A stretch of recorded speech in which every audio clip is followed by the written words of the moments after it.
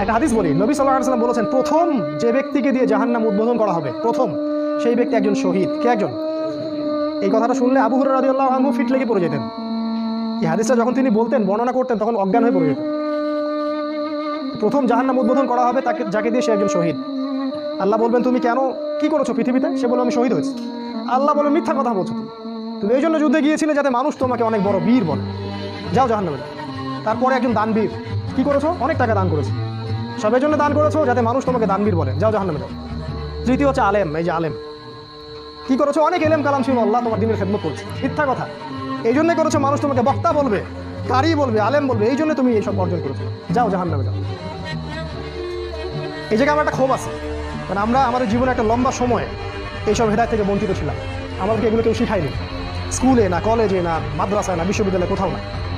কোনো জায়গায় এগুলো নিয়ে কোনো কথা হয় না, কোনো বই লেখা হয় না, কোনো থিসিস হয় না, সাবজেক্টই নাই। খালি মনে হচ্ছে ওই রফুল ইদাইন করো আর জোরে আমিন বলো আর বুকে হাত বাঁধো আর এগুলো নিয়ে মারামারি করো, কাটাকাটি করো আর মসজিদ ভাগ করো, এটা জিহাদ করতেছে আল্লাহর কথায়। এগুলো হচ্ছে জিহাদ। হক কায়েম করতে হবে না, এটা হক। আল্লাহ বুঝদান করুক, আল্লাহ। এই হচ্ছে অবস্থা।